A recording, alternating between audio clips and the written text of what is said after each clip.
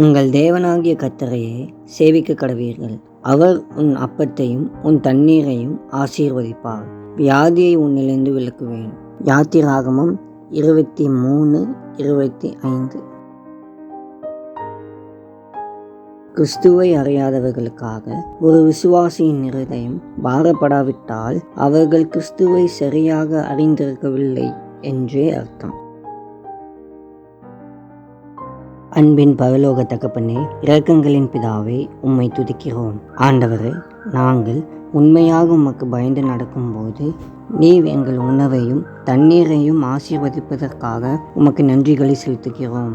ஆண்டவரே, உமது பிரசன்னம் எங்கள் நோய்களை நீக்கி சரீர சுகத்தையும் ஆத்ம விடுதலையும் தந்து எங்களை ஆசீர்வதித்து வழி நடத்துவதற்காக உம்மை போற்றுகிறோம். தகப்பனே, இந்த வேளையிலும் கிறிஸ்துவின் அன்பை அறியாமல் வாழும் மக்களுக்காக நாங்கள் ஒருமனப்பட்டு ஜெபிக்கிறோம். அவர்களை சுற்றியுள்ள இருள் விலகட்டும். அவர்கள் கல்வாரி சிலுவையில் இருந்து வரும் ரட்சிப்பையும் விடுதலையும் அனுபவிக்கும்படி அவர்கள் இயேசுவை அறிந்து கொள்ளட்டும் என்று ஜெபிக்கிறோம். இயேசுவின் மூலம் ஜெபிக்கிறோம் பிதாவே, ஆமேன்.